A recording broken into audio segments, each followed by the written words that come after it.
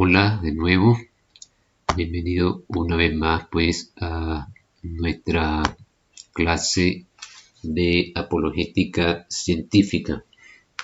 Hoy es ya nuestro tercer punto que vamos a tratar, ¿no?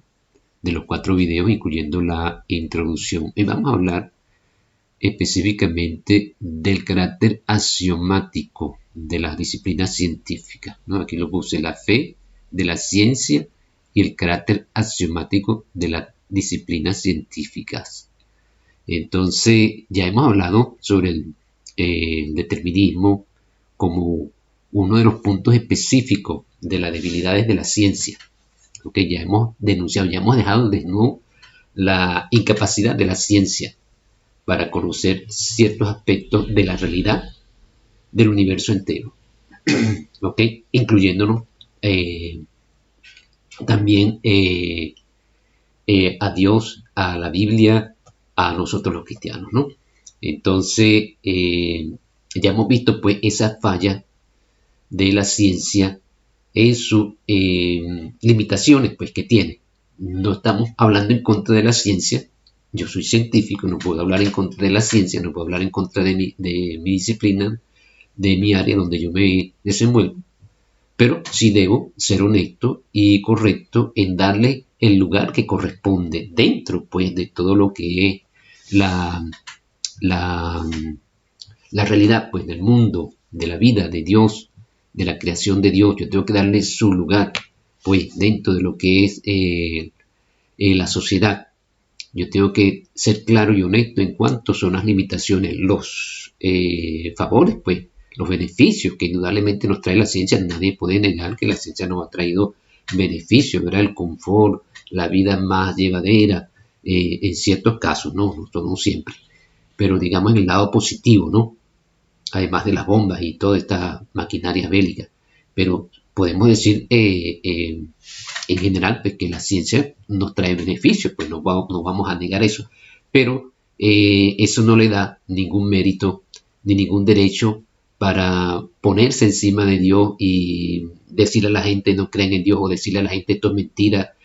Ahí en esa área, decir si hay vida después de la muerte, esa área no le corresponde a la ciencia, debemos estar claros, porque como vamos a ver, la ciencia tiene limitaciones dentro de ella misma para conocer, como ya hemos visto, como ya hemos visto en el video anterior, en la clase anterior sobre determinismo y indeterminismo, vemos cómo la ciencia tiene limitaciones para el mismo conocimiento de la realidad del universo y de los objetos que le corresponde a ella, que es de la creación. Tiene limitaciones, ya creo que eso lo hemos dejado bien claro en los videos anteriores sobre el método científico y el determinismo e indeterminismo científico. Bien, entonces, para seguir pues ahora con el carácter axiomático de la ciencia, otro de los puntos débiles de la ciencia, otro talón de Aquiles más de la ciencia que ya debemos acostumbrarnos, ¿no? Para introducir el tema, ustedes me imagino que alguna vez habrán debatido, habrán discutido sobre algún tema científico o han estado en esos dimes y directos de si Dios existe, si no existe, si la creación lo hizo Dios, si no lo hizo Dios, si el diluvio, si no. Me imagino que ustedes, si el Big Bang y el otro, me imagino que ustedes han tenido que alguna vez lidiar con esa postura, pues, ¿no? Bueno, casi siempre ustedes podrán ser testigos de que los incrédulos, los ateos, siempre ellos nos sacan, nos echan en cara que nosotros apelamos a Dios siempre que no tenemos una explicación de algo, ¿no? Para ellos es fácil acusarnos, señalarnos, descalificarnos pues de una vez con esto de que nosotros acudimos a un argumento supremo que es Dios para explicar algo que no se puede explicar, que no tiene explicación, ¿no? Pero ellos no, ellos sí tienen el trabajo de indagar, son más, digamos, asiduos en su área, buscando la verdad y buscando la explicación según ellos, ¿no? Porque omiten que en la ciencia, como les dije en uno de los de los videos anteriores y en una de las clases que tuvimos, omiten que la ciencia fue un invento de Dios, un invento pero, bueno, de Dios, por supuesto que sí, pero que Dios se la pasó a los cristianos, pues un invento cristiano. Recuerden que los primeros científicos que desarrollaron ciencia, lo hemos repetido hasta el cansancio, fueron científicos cristianos. Y eso hasta lo están negando o lo están omitiendo o se están haciendo la vista gorda con esto, ¿no? Y pueden decir que, bueno, que ser ateo es lo mejor. Y resulta que no se ha logado ningún físico, ningún científico de la calidad, de la excelencia, de, de logro de lo que hicieron los cristianos en los tiempos pasados. No se ha levantado un físico, un ingeniero, un químico, un matemático de la calidad de los científicos que hubieron en tiempos anteriores, matemáticos, físicos, científicos cristianos. Y no se ha levantado más de eso.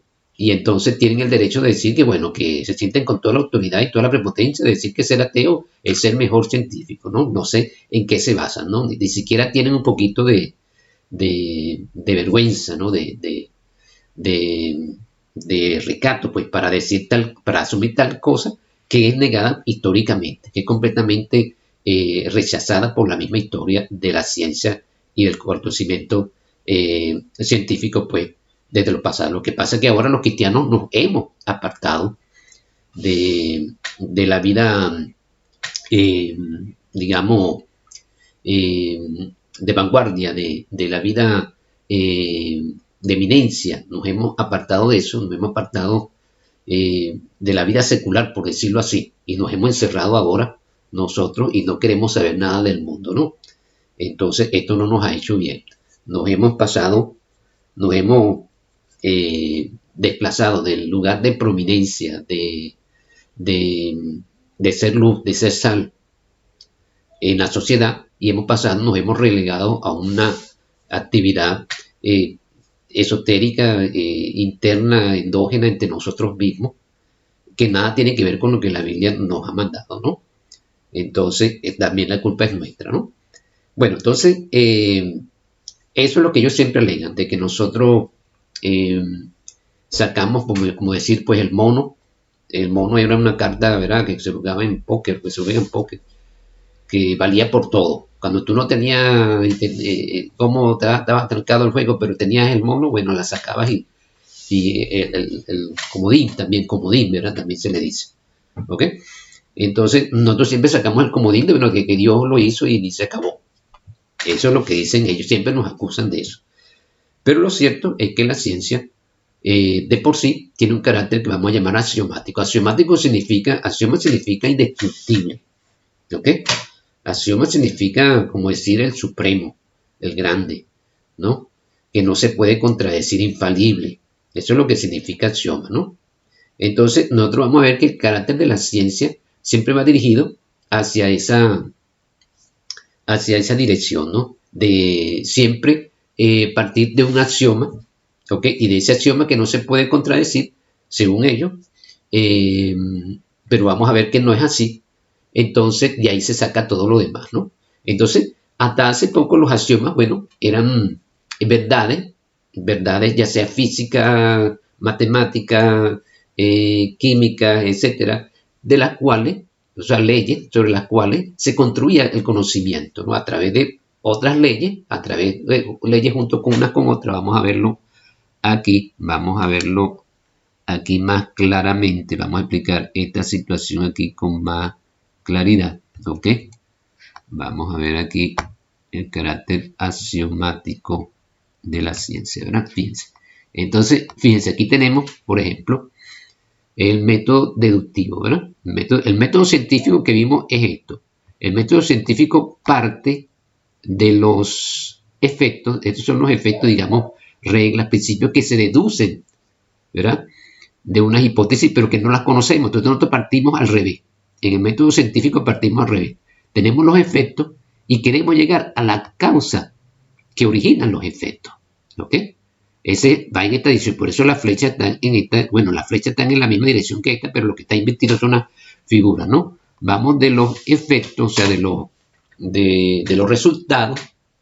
Los resultados, o sea, estamos yendo allí de los resultados, estamos viendo de los resultados, ¿verdad? Desde abajo hacia arriba. Los puntos azules son los resultados, los teoremas, las consecuencias, premisas, leyes, enunciados, etcétera, que se van deduciendo, ¿no? Entonces, de esos resultados nosotros vamos hacia la hipótesis. Ese es el método científico. Pero el método deductivo, que es el método que usamos en matemáticas, va al contrario, va de los axiomas. Los axiomas son parecidos a las hipótesis. Solamente que los axiomas son indestructibles o son innegables, ¿no? Y son muy evidentes. Los axiomas son verdades evidentes, ¿no? Entonces, tenemos, por ejemplo, los axiomas de Euclides. Vamos a verlo aquí, geometría. Vamos a verla. En geometría es un ejemplo de cómo se usan los axiomas, ¿no? Entonces, vamos a ver aquí geometría de Euclides, los axiomas de Euclides. En los axiomas de Euclides, que se refieren a la geometría de Euclides, la que nosotros hacemos normalmente con un cuaderno, ¿verdad? Una pizarra, un lápiz, papel, escuadra, compás, ¿verdad? Usamos, y con eso tijeras, si tenemos que recortar, todo eso, usamos pues todas esas herramientas y hacemos todo lo que es la geometría que llamamos de Euclides o Euclidia también se le llama así, ¿no? Entonces, que por 2 puntos pasa una recta,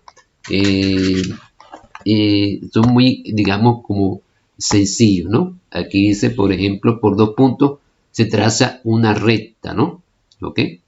Se puede trazar una recta que los une. Vamos a ver aquí. No, aquí no me perdí aquí. Vamos a ver acá. Ok. Entonces, eso es un axioma. ¿Ok? Por 2 puntos pasa una recta y solo una. ¿Okay? Hasta ese momento, hasta hace muy poco me refiero a hace unos 200 años en relación con la edad que tiene el universo, ¿no? El mundo, pues. Entonces, hasta hace muy poco, 200 años atrás, casi 300 años, esto era un axioma y los axiomas eran verdades que no se podían negar. ¿Ok? Entonces, ahí vemos los axiomas de Euclides, 2 puntos, se puede hacer una recta y solo una. Eso es una realidad que no se puede negar, algo muy evidente, que no necesita demostración, que es muy evidente y no necesita demostración. Cualquier segmento prolongado de forma continua en una recta ilimitada en la misma dirección. Se puede trazar un segmento, se puede estirar un segmento, encontrar una línea recta se puede estirar hasta el infinito, es lo que quiere decir eso, ¿no? El tercero, se puede trazar una circunferencia que tenga por centro en cualquier punto y con cualquier radio, ¿verdad? Eso son cosas evidentes. Yo puedo trazar un círculo en cualquier momento con un compás en el punto que ahí me dé la gana. Todos los ángulos rectos son iguales, ¿verdad? Todos los ángulos rectos nos referimos 90 grados, ¿verdad? Nos referimos un ángulo recto es el que están perpendiculares completamente, ¿ok? Nos referimos a un perpendicular. Entonces todos los ángulos rectos son iguales. Eso es verdad, pues eso no tiene ninguna demostración. Esos son los axiomas que llamamos de Euclides. Pero había un quinto axioma, ¿no? Este quinto axioma dice que por un punto, aquí está hablando como lo hizo Euclides, pero aquí lo resumimos, por un punto exterior a una recta. O sea, si yo tengo una recta, ¿verdad? Aquí tenemos una recta, vamos a ponerlo aquí. Ok, fíjense, yo tengo un punto aquí y tengo aquí una recta. Entonces, por ese punto y una recta pasa una sola recta, pues. ¿Ok? ¿Está bien? Que es paralela a esa recta. O sea, por supuesto, por ese punto pasan infinitas rectas, pero solamente una y una es paralela. Y siempre que yo quiera trazar otra recta que sea paralela, bueno, voy a coincidir con la misma, pues. Eso es algo que también era evidente, ¿no? Entonces, pero se sospechaba que este quinto axioma no era sino una consecuencia de que por 2 puntos pasaba una recta y que solamente que había que hacer la demostración con los otros y lo que había que añadirlo era como que si fuera un resultado más, ¿ok? Eso es lo que habría que hacer en ese caso, eso es lo que se sospechaba, ¿no? O sea que en vez de ser un axioma, un rojo, era un azul, ¿ok? Eso era lo que se sospechaba en ese tiempo con esto del teorema de Euclides, ¿no? ¿Okay? Entonces, pero hubo alguien que dijo, bueno, como no se puede demostrar con estos axiomas, no se puede demostrar el quinto axioma, ¿ok?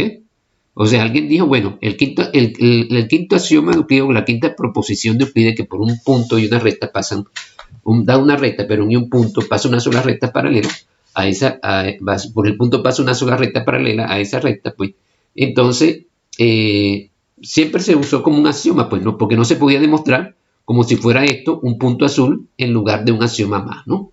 Y bueno, lo cierto es que hace 200, 300 años casi, unos matemáticos, tratando ellos de demostrar este quinto axioma, ellos dijeron, bueno, pero ellos hicieron lo que se llama la reducción al absurdo. La reducción al absurdo es que yo digo, yo voy a sustituir el axioma por un axioma, o sea, voy a borrar el axioma anteriormente con sus consecuencias y lo voy a sustituir por el axioma negado, por el negado. Esto que puse aquí una E, pero negada. Y voy a hallar una contradicción, pero resulta que nunca hallaron esa contradicción, sino que hallaron una matemática que, a pesar de que era diferente, yo lo puse con puntos azules oscuros, ¿verdad? No se contradecía, no colidaba con los otros, pues punto. Con los otros, estos son, digamos, estos son los axiomas, ¿verdad? Los axiomas, y estos son los resultados de los axiomas, o sea, premisas, reglas, lo que llamamos teorema, leyes, todas esas cosas, todas esas leyes, teoremas, principios, se deducen de los axiomas, ¿no? Entonces resulta que los principios deducidos aquí con el quinto axioma negado no colidaban o no contradecían los axiomas anteriores, los resultados, pero anteriores.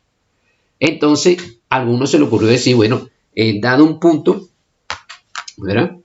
Y una recta exterior, por ese punto pasa no una sola recta, sino infinitas rectas.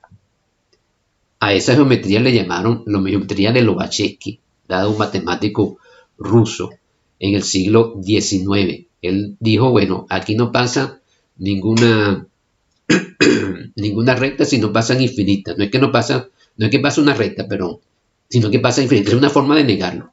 ¿Okay? Otra forma de negarlo es decir, no pasa ninguna recta. O sea, hay dos maneras de negarlo. ¿Okay? Entonces, lo cierto es que si agarramos una de las formas de negarlo, ¿verdad? Decir, por ejemplo, pasan infinitas rectas y construimos la geometría, en vez de la euclidia, construimos la geometría de Lobachevsky, entonces tenemos una matemática, una geometría distinta a la geometría anterior de Euclides, distinta a la de Euclides, ¿verdad? Pero que es funcional, que funciona, que no se contradice.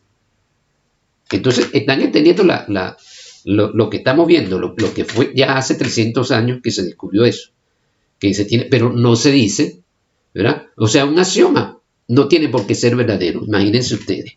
O sea, un axioma yo lo puedo negar y puedo construir otra matemática, otra estructura lógica que funcione y no se contradice, que es coherente y consistente, se dice en el idioma matemático, es consistente y coherente, ¿ok? O sea, que no se contradice. Entonces esto mata de una vez, acaba de una vez, echa por tierra de una vez toda esa supuesta explicación y verdad que haya la matemática y la ciencia. Pues, o sea, ¿en qué parte es verdad? Por fin, ¿cuál de los dos axiomas es verdadero? Se pregunta uno entonces. O la gente que es confrontada con esto al principio se pregunta, bueno, pero entonces, ¿cuál es la verdadera? No es que hay ninguna verdadera, amigo. No hay ninguna verdad. O sea, la ciencia nunca llega a una verdad absoluta, en otras palabras, por decirlo así, si lo quieren aceptar así. Por supuesto, llegamos a verdades, pero esas verdades no son absolutas, ¿ok? Ni podemos decir esta es la verdad y lo otro es mentira. No podemos decir que la geometría esta que está aquí de Lobachevsky es mentira y la de Euclides es la verdadera. Para nada. De hecho, estas geometrías que se inventaron, además de esta geometría de Lobachevsky, ¿verdad? Yo, como dijimos ahorita, podemos decir que dado un punto y una recta, un punto externo a esa recta, solamente pasa una paralela. Yo puedo decir que pasa infinita, yo puedo negarlo también de otra manera y decir que no pasa ninguna, que no hay ninguna paralela. Y entonces allí tenemos una nueva geometría. O sea, quito esta, ¿verdad? Quito la de que por una recta y un punto externo a ella pasa una sola paralela y pasa infinita paralela y pongo ahora que ninguna, fíjense, voy a poner otra aquí. Fíjense que puse allí una rayita abajo para decir que es la contraria, que es decir, que no tiene que ver con la otra. y puse los puntos rojos aquí para diferenciarlo. Ok, tiene una estructura en general que es distinta, pero que no colide. Entonces se tienen tres geometrías: la euclidia, la de Lobachevsky que vimos anteriormente, y esta que dice que que da una recta y un punto externo a ella no pasa ninguna paralela. A eso se le llama geometría riemanniana, ¿ok? En honor pues a un matemático alemán, Riemann. Y esas dos matemáticas no es que no son reales ni que no, o son fantasiosas, no. Son las matemáticas que rigen el universo relativista, de la relatividad general, ¿ok? Quizás si nos da tiempo podríamos hablar un poquito más de eso, pero en otra oportunidad, ¿no? Vamos a ver, la parte de relatividad. O sea, esas geometrías son las que predominan en la relatividad general. O sea, que son las geometrías realmente del universo. Cuando la geometría euclidia es solamente válida para un mundo pequeño como el nuestro. ¿Ok? Pero cuando hablamos de un mundo gigante, cuando hablamos del universo en sí, no son válidas, no es más válida, son estas geometrías que llamamos no euclidia, ¿no? Para nuestra sorpresa, ¿no? Entonces, bien, entonces, perfecto, aquí teníamos pues los axiomas de Euclides, ¿ok? Tenemos los axiomas de Euclides acá, ya dijimos ya que esto es parte pues de esta eh, de esta diatriba, pues, de debate, polémica, ¿no? Sobre cuál es válida y cuál no es válida, ¿no? Entonces, para nada estamos aquí descalificando la ciencia. Lo que estamos diciendo, pues la ciencia tiene su lugar, ¿ok? Tiene su lugar. Pero no puede ser una ciencia que me dice que algo que parece válido y me dice ahora que no es válido, no puede ser una ciencia, no puede ser una herramienta que yo pueda usar para decir que Dios no existe. O que el agua no se convirtió en vino allá cuando Jesús hizo el milagro. O sea, yo no puedo usar esta ciencia para decir cosas que no le competen. Pues lo que queremos decir es que si esta ciencia es capaz ella misma de negar las cosas que nos eran evidentes, que tenían sentido común, por cosas que parecen incoherentes y resulta que son tan válidas, entonces esa ciencia, pues, yo no la puedo usar para decir que Dios no existe, para decir que la creación de Dios no fue hecha en tiempos atrás, para negar que la creación fue hecha. No puedo usar esta ciencia que tiene estos puntos débiles en ella misma, para definirse ella misma, imagínense ustedes, y yo lo voy a usar entonces para descalificar a Dios y decir que Dios no existe. Es una contradicción. ¿Okay? Entonces, nada en sí mismo es explicado por la ciencia de manera perfecta, ¿ok? Exacta. O sea, no podemos realmente asumir, ¿no? No podemos asumir que, que nosotros vayamos a criticar a alguien porque, bueno, porque asume que es Dios, ¿no? O sea, la ciencia, como hemos dicho en otras oportunidades, ella no explica en sí. O sea, ya hemos dicho en otras oportunidades que la ciencia no se enfoca en explicar el porqué de las cosas. La ciencia lo que busca es el cómo de las cosas, ¿no? Hay un texto que yo le voy a dejar por allí de un filósofo del siglo pasado, del principio del siglo pasado, un filósofo español, Javier Zubiri. Yo tuve la oportunidad de conocer a uno de sus nietos aquí en Chile.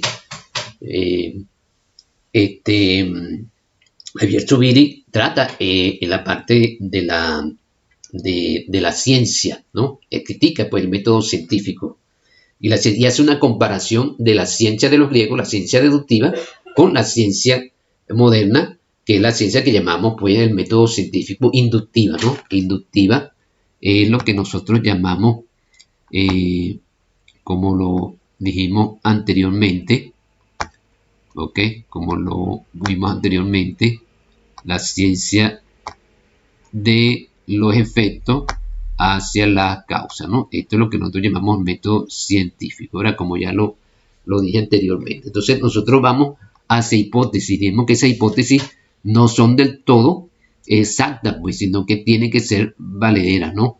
Hablamos también del principio de falsación. ¿Se acuerdan? De que esa hipótesis yo no la puedo tomar y puedo decir que son infalibles. Y cualquier hipótesis que sea infalible en ciencia, yo no la puedo aceptar como ciencia. ¿Ok? Entonces, aceptamos como ciencia toda hipótesis que puede ser corregida, que es propensa, que es proclive a ser corregida, a ser modificada, a ser falseada, a ser descubierta como falsa. Pero no en sentido falso realmente, sino imperfecta, quisiéramos más bien decir, ¿no? En lugar de usar una descripción tan dramática como falsa, ¿no? Porque la ciencia en realidad no es falsa en sí misma, ¿no? Entonces, eso es lo que quería pues resaltar en esta parte de lo que es el método deductivo o el carácter axiomático. Toda la ciencia tiene este carácter, se basan en un principio, ¿ok? En un principio que siempre es supremo, el cual no se puede explicar. Entonces, si yo no puedo explicar eso y no puedo cuestionarlo, entonces, ¿por qué, pues, por qué si les digo a los cristianos que cuestionen a Dios? ¿Por qué si deben cuestionar los cristianos a Dios? ¿Por qué si debemos nosotros cuestionar la existencia de Dios? Si los matemáticos cuestionan incluso la veracidad de sus propios axiomas, porque yo no tengo el derecho, entonces también si ellos tienen el derecho de creer en sus axiomas, inclusive creer todo lo contrario a lo que dice ese axioma, porque yo no puedo creer en Dios por fe. Esta es la fe de la ciencia. La ciencia tiene también sus paralelos, parangones, pues, de fe. Es más, como testimonio, como anécdota, le cuento, ¿no? Cuando yo estudié en la universidad, había una materia que llamaban álgebra. Y yo la primera vez que vi esa materia, que por cierto la rapé, esa primera vez, ¿no? La vi con un gran matemático, el señor Ignacio Iribarren. No sé si algunos de ustedes son del mundo académico habrán escuchado hablar de Ignacio Iribarren. Él fue rector también de una de las universidades importantes de Venezuela, también de la metropolitana, si no mal recuerdo. Este profesor, él también era, en ese tiempo, profesor titular de Oxford. Era graduado en Oxford, imagínense usted. Es un matemático venezolano. Toda una eminencia, realmente. Y ver clase con él, en esa ocasión, que fue todo un privilegio, ¿no? Fue en un auditorio, una clase magistral, clases magistrales, mejor dicho, porque fue todo un trimestre. Y él decía así, con estas palabras así, casi textualmente se los digo. Él decía así: el que niega la veracidad de un axioma es un hereje, un apóstata. Usó estos mismos términos que usamos los cristianos en las iglesias, ¿verdad? Que nosotros los cristianos usamos en las iglesias cuando alguien tuerce pues alguna doctrina nuestra. Nosotros usamos la palabra hereje, herético, apóstata. Bueno, él usó también estas palabras para decir que cuando uno acepta un axioma, uno tiene que ser pues hasta la muerte con él. ¿Ok? Entonces, imagínense la fe de los matemáticos, de los científicos, ¿no? En sus axiomas, hasta el punto donde llega, ¿no? Por lo menos él fue sincero. Yo no sé si él era cristiano, no sé de su profesión de fe en aquella religión, me imagino que era católico, pero él por lo menos tenía esa sinceridad, ¿no? Fui sincero en decir que los matemáticos tenían fe en sus axiomas. Entonces, ¿por qué no podemos tener fe nosotros en nuestro Señor Jesucristo? Porque tenemos que pedirle al Señor una prueba. Si no sabemos cuál de estos axiomas es verdadero, si el que dice que pasa una, el que dice que pasa ninguna, o el que dice que pasa infinita, porque yo sí tengo que entonces exigir que se muestre Dios y que se muestre Jesucristo. ¿Por qué tengo que exigirle yo a la fe, a la Biblia, a Dios, lo que no le exijo pues a mi propia carrera, a mi propia rama donde me desenvuelvo, a la propia ciencia? Entonces es para nosotros razonar, para nosotros reflexionar, ¿ok? Sobre estas cosas que tanto nos ocultan esta forma como esta verdad de cómo se mueve, cómo se maneja la ciencia. La gente no sabe, los jóvenes sobre todo, en nuestras universidades ignoran estas cosas, no le dicen estas cosas. Los medios de comunicación las esconden. Y entonces ahí debemos entender que hay como una conspiración. Y usted y yo, que somos cristianos, sabemos de dónde viene esa conspiración. Pues sabemos que hay un ente que está velando para que sea así, pues que no es algo accidental. Nosotros sabemos que no es así. Pero solamente usted y yo que somos cristianos. Los demás, bueno, ignoran completamente, pero lamentablemente esa ignorancia los puede llevar pues a la destrucción, a un final fatal. Entonces, bueno, esto es lo que quería con ustedes compartir sobre el carácter axiomático de la ciencia. Todas las ciencias trabajan de esta manera, si no bien hay axiomas, en la mayoría de las ciencias hay hipótesis, ¿ok? Y ya vimos pues la debilidad o vulnerabilidad de las hipótesis. Ya hemos hablado de esto bastante. Entonces, en la próxima clase que nosotros nos toca ver, vamos a hablar sobre al carácter científico, ¿ok? El carácter espiritual, perdón, de los grandes científicos. Vamos a hacer un poquito de énfasis en eso. Y si no da tiempo, vamos a hablar de las 4 síntesis. Creo que nos da tiempo de hablar de las 4 síntesis, pero ya hemos visto bastante sobre el método, la forma como la ciencia se desenvuelve. Ya la hemos, creo que, bastante